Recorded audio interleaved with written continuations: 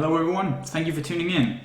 So today I'm going to talk about patriotism, I'm going to talk about nationalism, and I'm going to talk about these two concepts in the context of Europe and the UK and the Brexit vote. And I think to the extent that I do this right, it'll serve as a very good entry into understanding some of the currents that are presently driving the political debate and the political discourse. So actually, I think in some sense, a discussion about patriotism, nationalism, trying to figure out exactly what it is, whether we have too little of it, too enough of it, and whether there's a balance, that actually can serve as a little bit of a sort of a wormhole into understanding some of the things that are currently going on, which is certainly confusing to me, and I'm sure that it's confusing to a lot of you people as well. So I'm going to start reading something to you, or which sets the scene, I'd say. I'm going to use my phone here because my printer is currently not available. Anyway, the source of what I'm going to read is an interview in the Point magazine of a professor of politics from Princeton, George Kateb, and the interview is conducted by the editor of the Point magazine, Jon Baskin. Just as an addendum here, you should definitely look up the Point magazine. It's a really good magazine. I'm a subscriber. They're not a sponsor of this, whatever I'm doing here, so you know, this is completely free advice. Go look it up. Anyway, in June this year, Jon Baskin wrote an article, which is effectively an interview of Mr. Kateb, entitled "Mistakes We've Made," and basically it talks about some of the ideas that George Kateb has written about. I should say immediately, I'm not very familiar with George Kateb's work, so please don't see what I'm going to say today as sort of an analysis of his work, but I think some of the things that he say about patriotism in the beginning of this interview are really, really interesting in terms of getting us started, right? So, the first question that John asks George goes something like this. He says, "You state in your book, Patriotism and Other Mistakes, that patriotism is a mistake twice over. It is a grave moral error, and it's a source of mental confusion. Can you say what you mean about these two mistakes?" So then George Kateb replies, "I say patriotism is a mistake because for patriots it's a moral mistake. It is almost always the direct or indirect source of vice, wrongdoing, harm, the infliction of suffering, and the endurance of suffering. It facilitates war, and by facilitating wars which are mostly unnecessary and unjustifiable according to historical record, increases the total amount of human suffering." Then he goes on to say, "The second mistake is an intellectual one. It assumes a country is a real object worthy of devotion, worthy of killing and dying for. It is an engine for wars. Could there be wars without abstraction? That's the question, and I don't think so. I think they require loyalty to something other than the people around oneself, and therefore always involve some kind of abstraction, not known as abstraction but thought to be a real thing, a country, as if my country were just there as a fact of nature. That is, as opposed to being an incredible composite abstraction that has tremendous power over the minds of people. So, patriotism is a moral mistake and an intellectual mistake, a mistake twice over. We're all subject to it. We're all patriots before some of us detach ourselves sufficiently to look again at this phenomenon, and that's what I mean by mistake." So, there are a lot to unpack here, but I'd like to jump straight to the European perspective, because the description that George Kateb, or I would say the analysis that he delivers of patriotism, has some, I would say, is in part reflected in the European experience, right? So if you take the European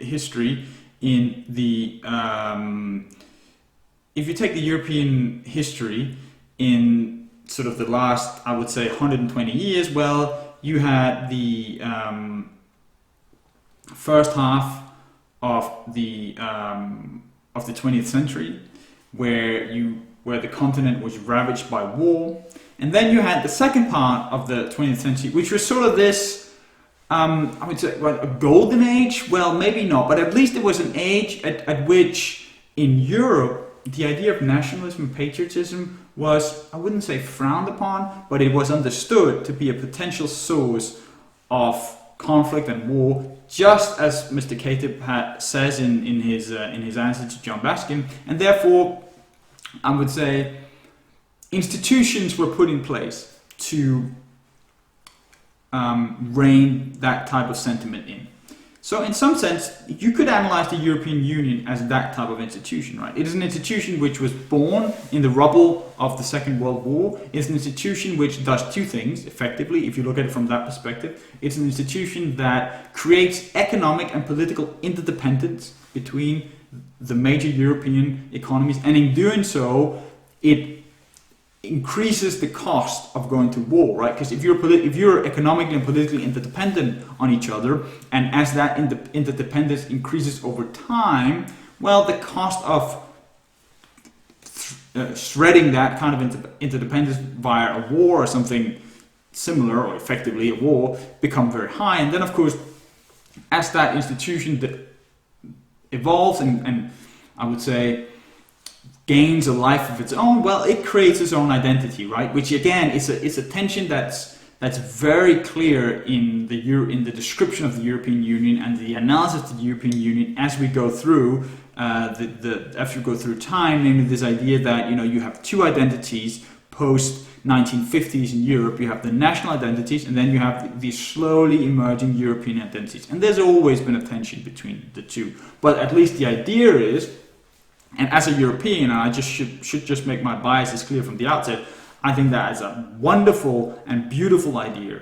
The idea that if you sit around the table in Brussels and you discuss things, right, then you're not lobbing bombs at each other. In Europe, that is like an evolutionary leap, right? The fact that we can do this and we've managed to achieve that. And to that extent, it's something worth protecting, right? So from that perspective, have some sympathy for George Kateb's idea that patriotism and nationalism, if taken too far, or perhaps even if not taken too far, it always opens up the risk, right? Always opens up the risk that you degenerate into conflict and war. Whereas in Europe, you have the European Union, and that is, at least up until this point, has been, I would say, a bulwark against that type of degeneration. All right, so far so good. That in some sense we can say that Europe, if not the European Union, is not an antithesis of patriotism and nationalism. It's certainly an institution that has at its core an element that seeks to rein it in or curb it a little bit, or at least make it dependent on each other so that conflict doesn't arise. Right. So making the leap from that point to Brexit might sound difficult, but actually it's, in some sense, it's very, very logical to make that leap. So I'm not going to go into an analysis of what happened in the Brexit vote and why it happened. I am much more interested in what has happened after Brexit, as the UK has come to grips with the fact that it now has to find a new relationship with the European Union, which is not a full membership of the European Union, right? So what's happened after Brexit, in my view, is you've seen the split between the Remainers, the pro-Europeans, and the Brexiteers, and those sort of who are, I wouldn't say, yeah, you could say that they are against the European Union or anti-Europeans. I mean, it's not exactly as black and white as that, except that the people on both sides who shout the loudest are exactly the most extreme, like it always is. So, to some extent, you can set up the dichotomy like that. So you've seen that in the UK, right? And that distinction, or that, I would say, split has cut straight through the patriotism and nationalism discourse. And maybe that's not so odd, but it's done so, I think, in a very, very odd way, right? So on the Remainer side, you've seen the development of an almost culture of shame in terms of what it means to be British, right? That, Brexit is this thing that that Brits actually should atone for, and that actually in doing that, you should probably be a little bit ashamed of being British, of having participated in this Brexit vote. And actually, maybe it would be better if British nationalism and patriotism was just, thrown into the drawer, and then if the UK just came back to the EU groveling and saying, oh look, we made a mistake, can we please get back in, that would probably be for the best. Okay. Then on the Brexit side, you've had an increasingly warped analysis of the negotiation with the European Union, built on a very, very, I would say, selective way to look at British patriotism and nationalism.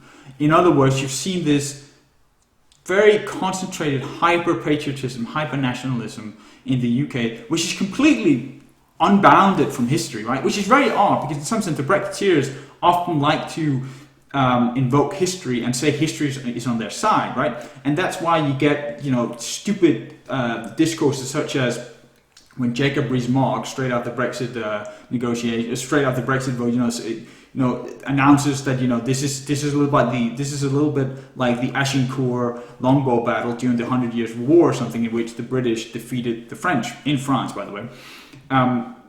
Which is, I've always found that particular comparison quite odd, because if you know a little bit of history, you know that the Brits actually lost the 100 Years' War and they were turfed out of France in the end. Joan of Arc and all that stuff, right? But that's just one example. You've had the Waterloo comparisons as well. Where the Brits defeated the pesky old Boney. But then even odder, given that this is a negotiation with the EU, you've had the comparison with the Second World War and the German Blitz, and the idea that that the UK was always the UK was always on the virtuous side against sort of the manipulative and sort of I would say evil Europeans, or something like that, the continent, right, or something, which makes no sense, right? It makes no sense. The Brits fought against nationalism in Europe during the Second War, defeated it, was part of Europe as it emerged, has been part of the European Union for a long time, right? In my view, Britain is a UK country,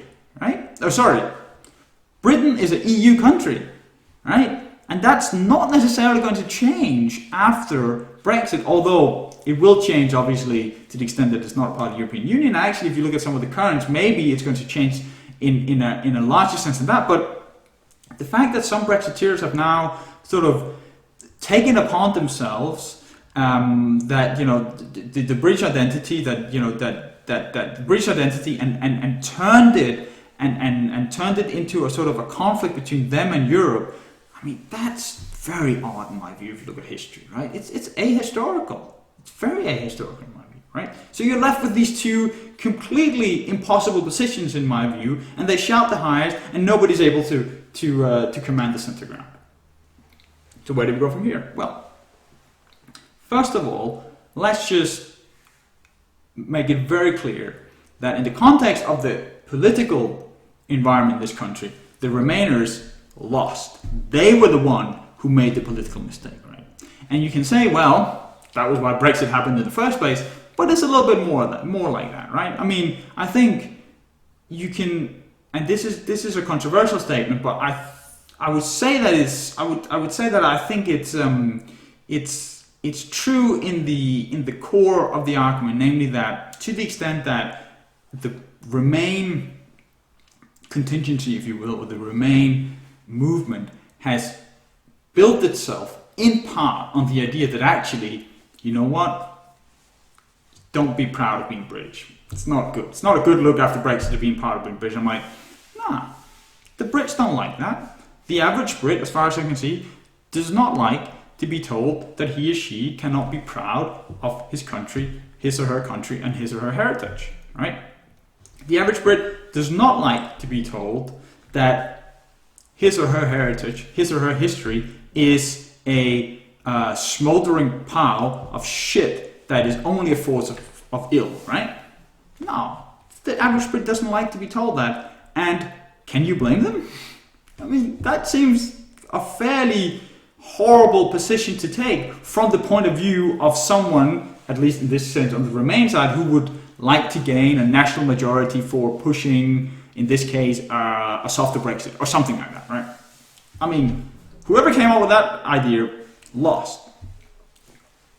On the Brexiteer side, I think, well, they've gotten away with one, right? Because why would you on the Remain, if you're on the Remain side, and there are sensible people on the Remain side as well who wants a soft Brexit, why on earth have you allowed the other side to monopolize everything that's good about being British and then allowing them to warp it the way they've done?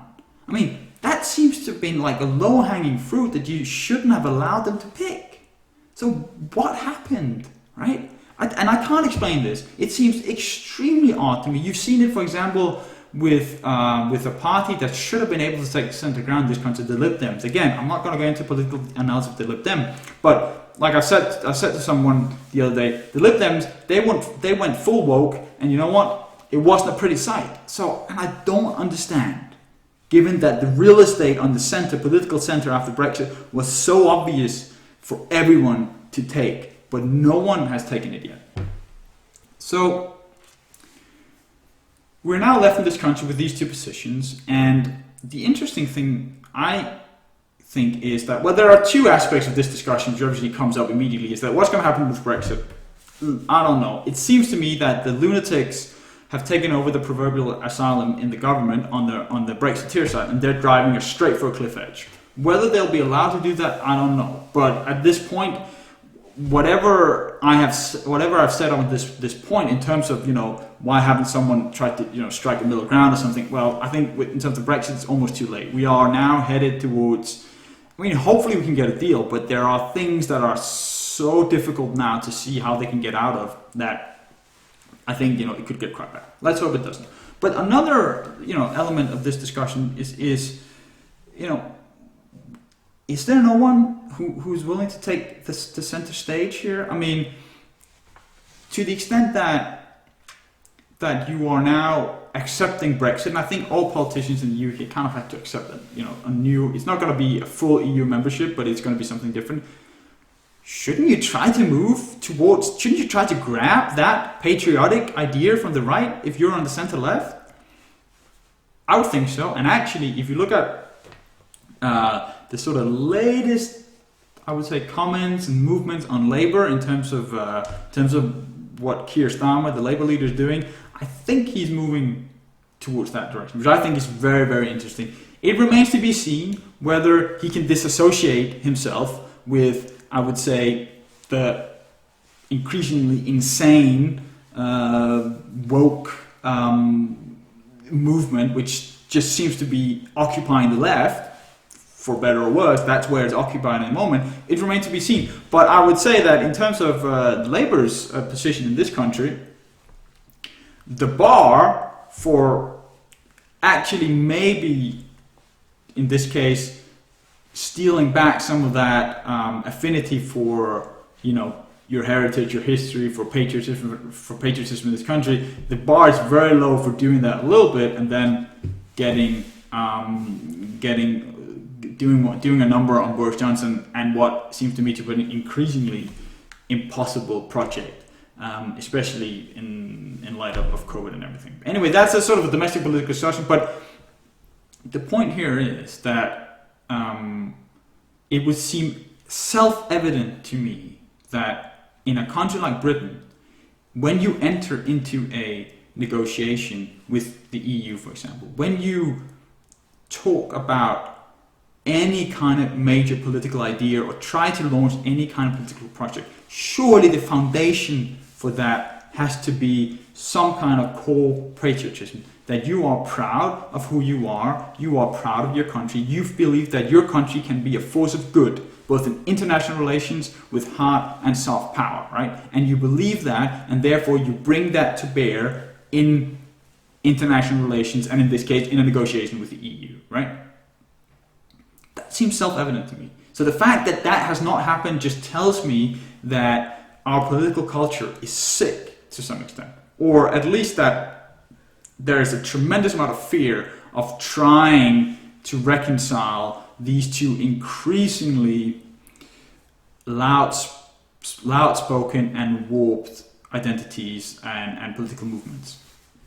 So another way to describe this, I think, is also to look at it from the European perspective, right? Because the argument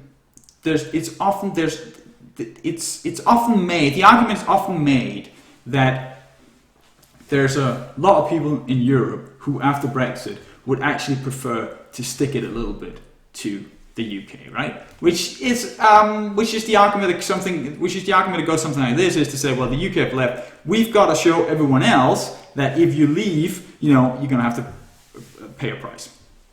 Yeah, sure. I'm sure there's that kind of political movement in the EU. There's that kind of political movement in the EU, but I don't think it's the dominant one. By contrast, I would levy all the bad faith on the Brexit side, right? Because we've heard from some Brexiteers, especially, I would say, the so-called moderate Brexiteers, which came, we've heard it from, Tory politicians, moderate Brexiteers within the Tory party and sort of the government, that no, we don't want the EU to suffer. We just want a good and fair deal with the EU. It's not in our interest that the EU breaks apart. The EU is our friends. That's bullshit, right? If you look at the discourse that's being driven from the Brexiteer side, the Brexiteers, this is to say the Brexiteers that are currently and have been driving the discourse for a while now, they absolutely want the EU to break apart. That would be great. That would validate their argument. And in fact, every chance they get to kind of try to perhaps further that project, they do that.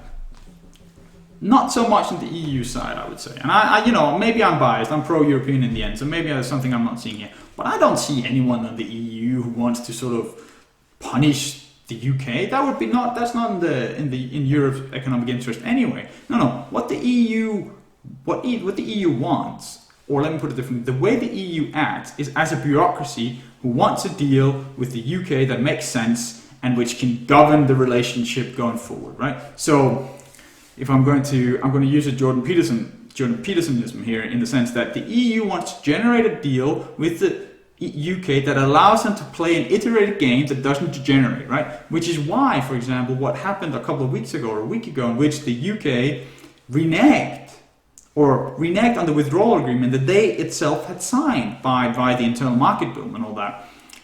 That's, from the EU's perspective, that's just like, that's a deal breaker, right? That's something the EU can't abide, because that's like, there are rules, and if you're not playing against those rules, we can't, the EU doesn't act well in an environment like that. On the Brexiteer side, they know this, of course, which is exactly why they're doing it. So again, in terms of the bad faith, from my perspective, that's on the lunatics on the Brexiteer side, and it would do the Tory government well if it could to try to rein them in. I'm not holding my breath, right? So that's where I think the Brexit argument is at the moment. But again, it doesn't change the fact that from the European perspective, the best outcome here would be a strong UK, a proud UK acting in good faith, trying to have a close and proper relationship with the EU after Brexit. Surely that would be in the EU's best interest, right? And whether we'll be able to get to that point, I'm not sure. But again, these two positions, the fact that these two sort of warped positions that I've talking about, the fact that they are non-starters in both cases, I have to believe that there's going to be someone in the center that can grab that back, right? And so the point I'm left with here is that is it possible for a country like the UK to reconcile these two ideas? And like I just said, from a political perspective, the fact that someone like the Labour leader like Keir Starmer seems to be moving on some of these issues, well, we'll see. We'll see. What I can say for certain is that when you look at something like the Black Lives Matter movement in this country, which is manifested itself in many ways, but one of the ways it does manifest itself is through this idea that, let's tear down the statue of Winston Churchill, right? That's nuts, right?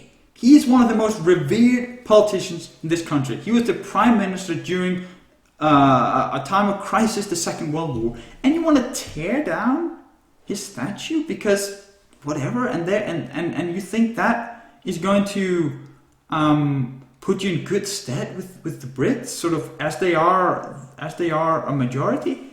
That's nuts in my view. And the fact that we haven't seen our bigger rejection of something like that from sort of the left, centre left, just tells me, there's still a lot of work to do. Because if you're not able to say, look, that's bullshit, you know what? You're going to keep losing. And it doesn't matter how nutty the Brexiteers or whoever on the right is, if you can't at least stand up against the idea of tearing down a Winston Churchill statue in this country. And I'm not British, but I can pretty sure that if you can't do that, I mean, you don't understand what's going on. Like you haven't really gotten it. So it's not 100% clear to me how that plays out, but certainly I think the real estate on the center is there. Someone has got to try to occupy it, which then brings us back to where I started, right? Because the critique against what I've just said, which is effectively something to the effect that, well, actually, maybe being ashamed of who you are and where you come from is not a way to go about in this world, and actually you should probably try to have a little bit more courage and try to have a little bit more faith that your history and you can be a force for good. And if you signal those virtues, in this case as Brit, but you could choose other identities as foundation for that type of courage. Maybe that's a good place to be. If you start there, things can't go completely wrong. Well, Mr. Kateb, George Kateb in this case, he would say something like, well, that won't work. Right? Once you start going down that route, well, you inevitably end up in some kind of malevolent version of nationalism, patriotism, and we're straight back where we started, where we didn't want to be. I suppose we have to take a leap of faith here because it's possible, right? And we can't know for sure. But what I will say is that going back to the European project, one of the critiques that are often levied against the European project is that it's not very efficient.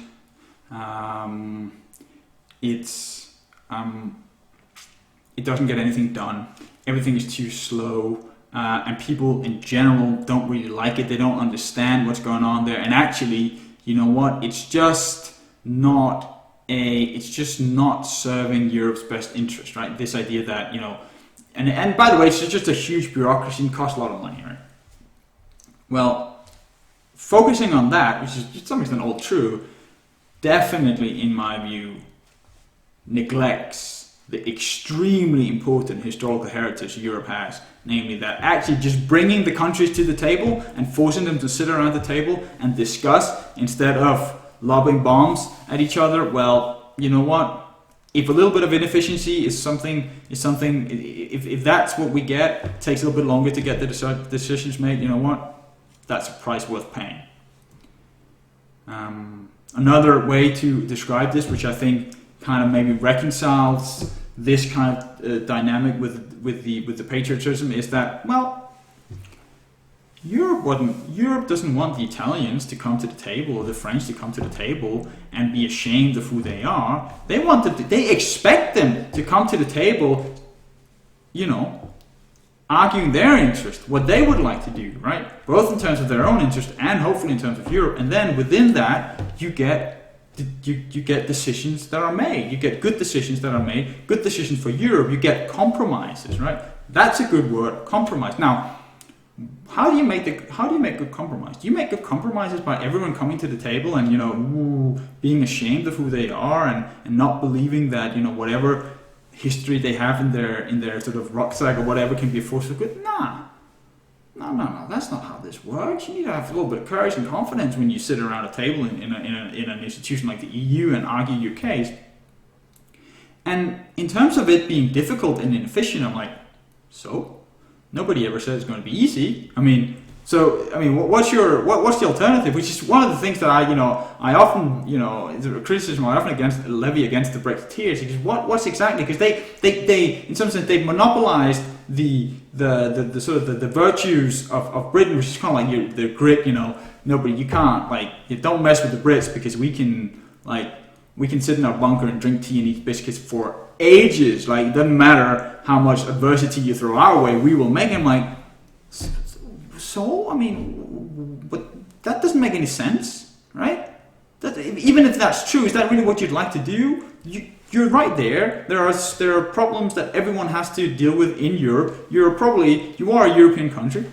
Let's deal with them. Make a deal. Yeah, sure. It might not be the deal that you'd expected when you voted, but you know what? The EU is bigger than you, and you're gonna have to give a little to get some, and then you move on, right? That kind of pragmatism just seems completely absent on the Brexiteer side, and actually the fact that it's absent there is just as big an indictment for me against that as the one I have against sort of the left woke let's all be ashamed of being British, remain shit, right? Both sides are completely wrong, and there is a middle way, and someone will have to find it, right? So I think I had actually thought about making a leap towards the US, but I think I'll end here. I'll talk about maybe some of the currents in the US a little later. Thank you again for watching. If you need to get in contact with me, you can find me on my blog, on Twitter, or through my YouTube channel. If you have any questions, you send me an email. I always try to answer as quickly as I can. And in any case, obviously, again, when I do these kind of videos, I kind of do them quick fire. So if I have made any mistakes, point them out to me. It's mine and mine alone, and I will try to make corrections. Again, a lot of it's just my opinion, but to the extent that I've made any sort of factual mistake in terms of the people I mentioned, I apologize for that. And otherwise, all I have left to say is, thank you for swinging by. I hope to see you again soon, and until then, stay unwoke. I think it's a good way to end it, and I think I'll end it on that. And again, thank you for watching.